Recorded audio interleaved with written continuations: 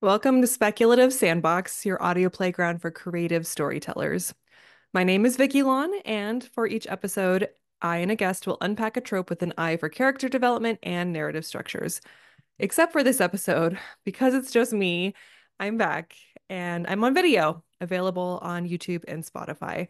So it's been a really long time since I've done this. I think if you don't count my rewinds, I would say about a year since I last recorded an episode. This is very new for me, this format. This is probably new for you as returning listeners. And for newcomers, thank you so much for checking out this podcast. This episode's going to be a little different than the episodes I typically record with my guests, but I thought it was worth coming on first to kind of explain what the heck happened for the past year and where I'm at and where we're going. So, for those that were keeping an eye on me and were engaging online and social media, knew that I was dealing with some health issues, specifically nerve pain in my neck and shoulder. And so I had to take some time off. I had to take some time off to heal, to consult with different doctors. I had to stop reading. I had to stop using my phone. I had to stop looking down. I had to do a lot of things, and it was a very long process, and I'm still healing. I'm not 100%.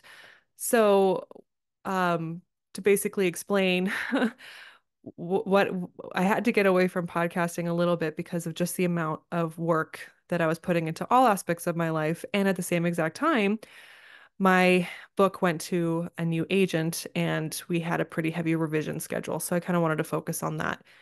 Turns out my neck and shoulder issues come from just years and years of tension from hyperfixation. I am definitely a high performer. I would say that my hyperfixation is on learning new things, and I'm someone who can't rest just knowing a little bit of something. I put my entire heart and soul and energy and posture into whatever it is that I'm into. And so I had to kind of reteach myself how to moderate my projects. And so, yeah, during this past year, I focused on other things. I focused on writing my book. I changed agents about a year ago. I changed agents. My new agent had the ability to look at feedback from publishing houses, and we rewrote about 75% of the story. And that was quite a scary experience going into it because I didn't know if I was capable of doing it. I thought I'd already put my heart and soul into this one book, and here I am re-examining it and seeing if I can better its chances for a traditional publishing house. But my agent, Allie Herring, was 100% supportive. Um, she was amazing. She was in there anytime I sent her feedback. She was so attentive. And when we finally finished 6 months later, I felt such a sense of accomplishment just knowing that I was able to finish that. So that's done. One project off of my list. But even then, I wasn't sure about how to come back to the podcast, just because at this point I've been feeling I've been kind of grappling with my creative identity, so to say. So I'm still writing. I'm trying to find my next passion project manuscript. And boy, have I tried. I have 8 to 10 different stories, thousands of words dedicated to a number of them, and I just keep kind of trying to figure out what is the story that I want to tell next. And it turns out I'm really good at coming up with synopses and stories and arcs and everything. But then after I finish it all, I stop and I go, but is this the story I want to come from me? And I don't know. And part of me wondered if I had a little bit of burnout. And then part of me felt really guilty because how could I come back to a podcast? Interviewing authors, speaking from a position of experience when the identity of author I didn't feel like I could truly claim yet because I don't have anything out. Then I went to Tucson Comic Con and I spoke with uh, authors there, artists there, some people that have had traditional deals, people that have worked with Netflix, people that have experience in the industry professionally, not just indie. And it made me realize, it kind of helped me reevaluate where I stand and how I identify myself. There are amazingly talented people out there who were able to experience a little bit of the traditional industry, whether it was Hollywood or the book industry, but the way the industry has been, it's challenging. It's challenging to sustain a career in there. And so many of these talented, amazing artists and writers have their indie presence, their platform. They continue to build what makes them happy for themselves. And then they go and they travel and they're at conferences and they're able to express that side of them and build their following that way. And it made me realize, even if my book doesn't get traditionally published, that's the way I think I want to take it because I want to I want to build something. I want to build something that puts me face to face with other creatives and interactive people. That's why I love Tucson Comic Con. So it was very, very inspirational to talk to these artists and it kind of made me think, maybe I should stop trying to put this huge label on myself as author, right? That was my goal. I wanted to be an author and an author who happens to have a podcast. That was my end goal. But maybe instead of putting so much weight on the expectation that I am an author with a capital A, maybe I am something broader than that who also wrote a book. And that started to make me feel a little bit more comfortable grasping my identity in relation to having this podcast. I love talking to people. I love learning from people. I think one of my skills that I've developed is creating those conversations that feel authentic and kind of dig deep into a lot of questions that we ask ourselves about humanity, about behaviors. And to me, that's fun. Like that doesn't feel like a phase to me, like my painting phase or my knitting phase. That's something that's ingrained in me. And I thought to myself, maybe that's who I am. Maybe I am a storyteller. I ask questions. And through that lens, I also write books and I have conversations with other creatives to talk about the beautiful thing that we all do, which is writing and creating. So with that in mind, I felt a lot more confident about coming back, acknowledging what I've managed to accomplish on the side, knowing that there's still a whole lot of things ahead of me, take some of that pressure off of myself, and yeah, reconnect with the community. So this is me being a lot more open, trying to embrace my authentic side. Usually, I get really nervous about having solo episodes because I have no one to vibe off of, and you're just listening to me. And I have a perfectionist mindset, and if I'm not perfectly speaking in prose that I would have edited beforehand, I worry. But I've been hearing a lot of podcasts too that are live or treated live, and there's some beautiful authenticity that comes out of that. And I thought to myself, maybe this is a new challenge for me that I should definitely embrace and grow from. So that's what we have. So what to expect now that Speculative Sandbox is back? For one thing, I needed to watch myself as far as how intense I get into something. Now, as you're all familiar with this podcast, there's production value to it. I put a lot of work and care into how the topics are presented, but it was a lot of hours spent and knowing myself, it's fun. And then I get kind of downward spiral into the focus. And before you know it, my neck and my shoulders start hurting again. So I promised myself if I'm going to come back, I want to create a process that was accommodating to that as much as possible while still leaning on the strengths of this podcast. So with that being said, I've already was interviewing people through Zoom, and Zoom has a great recording tool, and so I'm going to keep that. Um, as a result, I'll be uploading that video directly to the podcasting streaming sites and YouTube. I believe the video is supported on Spotify and YouTube. Otherwise, if you're listening to me on Apple Podcasts, you're probably just hearing my voice. But if you're tuning in on the other platforms, you're going to see my face behind a microphone.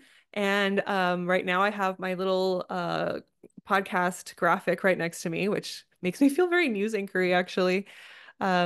So I thought, okay, I'll do that. And I'll pull back on the editing and the production and just zero in on the conversation.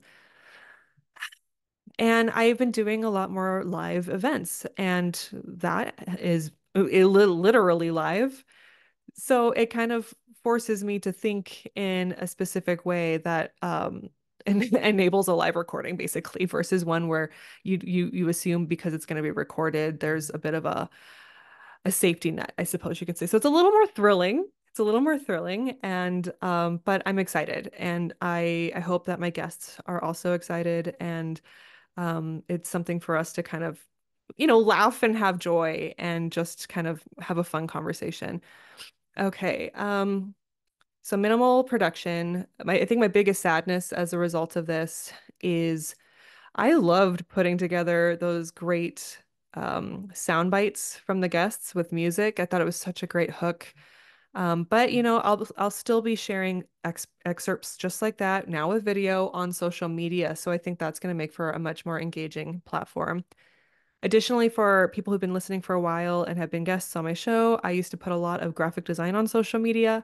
Due to the algorithms, they just don't perform as well anymore and work smarter, not harder, I always say. So a lot of my content on there is going to shift over to the videos.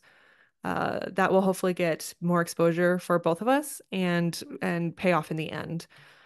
The individual episodes will still have their own graphic design covers, and I'll provide that to my guests, and those will be available whenever you view. I think there's certain podcasting platforming sites that support those different visuals. Otherwise, I think Apple Podcast shows the same cover art for every single episode. All right. And then for my guests, this is for my returning and my new guests. So excited to have these conversations again. Um, you can expect about a week out from your scheduled recording date, an outline and the questions. So everyone goes in prepared and rest assured that they're not going to walk into this interview blind. All right. So that covers where I've been, my mindset for coming back, and what to expect. So I thought I'd provide a little content in addition and talk about some things that I'm loving right now. So, as I have these 8 to 10 stories that are sitting in my files, and I keep staring and jumping around in them and trying to figure out if it sparks that next passion, I've been consuming as much creative content as possible, specifically content that feels different or has a different twist. So I thought I'd share that with you. One that I really got into and binged really quickly. AMC, I'm guessing, has a new partnership with Netflix because suddenly AMC shows are all over Netflix. Kevin Can F Himself is amazing. It's a genre blending, and by genre, I mean like cinematically, storytelling wise, it blends sitcom filming with the dramatic filming of Breaking Bad, for example. The premise is about a woman who's in an abusive relationship. So Kevin is the husband. And anytime they are in a scene with Kevin, it's filmed like a 90s, early 2000s sitcom. So very over the top, very laugh track based. And when he's not there, the filming shifts to the dramatic single cam that we're familiar with today's TV shows. It's really remarkable because they're kind of making a point. The point is there was a lot of abuse hidden behind laugh tracks. If you've ever watched Big Bang Theory or Everyone Loves Raymond and you remove the laugh track, everyone is so mean to each other and kind of normalized a weird comedy around dysfunctional families and relationships. And I think in today's cinematic world, we've been embracing the more nuances of flawed relationships and what's so great by using the dramatic side of the show is to really express how harmful this person is. It also is an excellent tool to demonstrate how a abusive narcissistic person may view themselves versus how the people around them view themselves. Um, Kevin's world, he's like the funniest guy in the room. He's hilarious. The world's all bright and cheery and colorful. Everyone else, it's darker, more shadows, more dramatic, and he's completely unaware of that, lacks the true connection with them. So I really like that show. Highly recommend. There's only 2 seasons. I think, I don't remember how many episodes, less than 10 per season. So it's an easy binge and just really, really fascinating to watch. And I have to give a great big shout out to the gentleman who plays Kevin. He is from Broadway. He played Shrek and he is so talented. I definitely give it a look.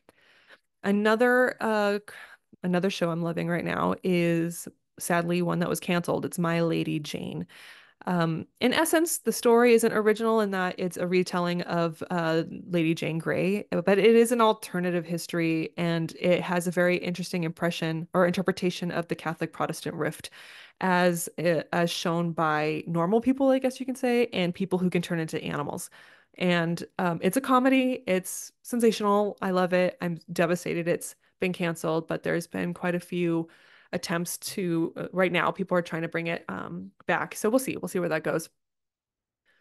And then I'm carrying on with my TV shows that got canceled, watching Manny Jacinto in The Acolyte. As a fellow Asian American, I am always so excited when I see a person from the Asian American Pacific Islander community reach a huge role like what Manny Jacinto has in The Acolyte. Um, I've seen lots of literature centered around the desirable male figure and being portrayed by an Asian man. So, very excited about that. He's wonderful to look at. And if Manny, if you happen to listen to this podcast, I'll interview you. Let's talk about characters. Um, okay. And then I've been really getting into screenwriting. In fact, one of the projects I did instead of picking a new passion project was I started converting my book that's on submission into a TV show pitch. So I wrote I wrote the pilot and I haven't gotten to writing the series Bible itself, but I have a 50 page pilot and it's just sitting there. I'm like maybe I'll do something with that. I don't know. But, who knows? Maybe there's an indie production company out there that's looking for writers, and I've got something very original ready to go for that. Finally, what am I loving right now? I'm reconnecting with authors again, and I am loving it. So my next week's episode is going to come out, and you're going to see the live recording of a discussion I had at the Stacks Book Club, a local bookstore here, who does amazing events and supports authors, both traditional and indie. So, yeah, more to come for that too. Also, I'm reading your works, which is amazing. So I've got a couple books that I have to read anyway when I do the live interviews, but a few of you have offered to send me your books, which I'm very grateful for. And I try to read as much as possible. It's not something I can guarantee for everybody, unfortunately, just because I don't have enough time in a day. I also, again, it's the same mindset as making sure I'm not too fixated on something that could affect my posture.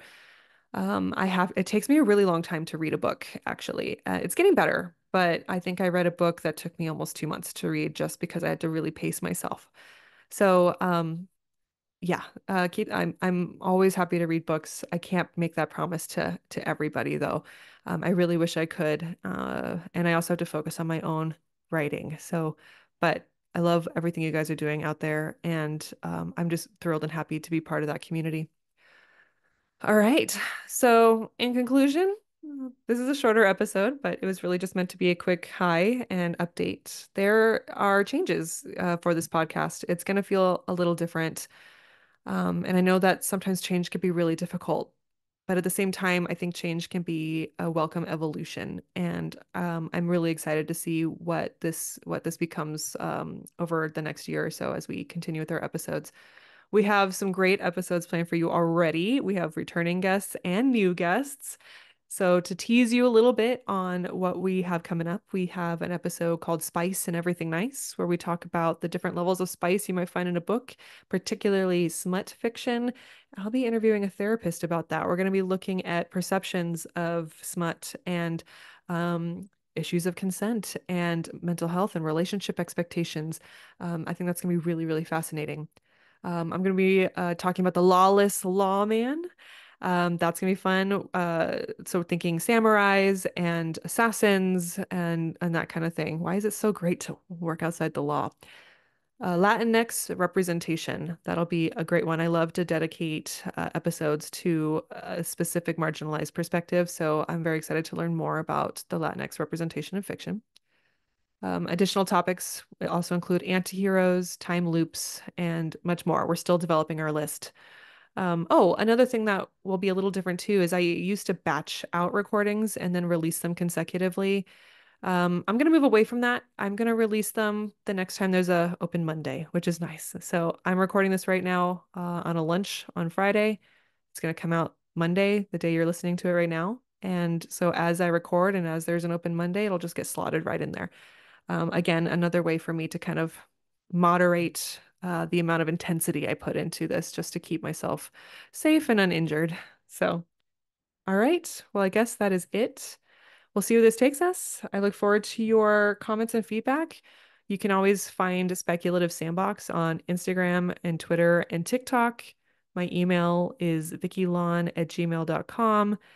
I have my website, vickielan.com, and there's a page on there dedicated to the podcast as well. Love to hear from you. Love to have you on the show. But yeah, this is a podcast that celebrates creatives. We have fun. We dig things, we dig things up and we pull things apart. And that's my most favorite part and why I came back. All right. I'll talk to you guys later.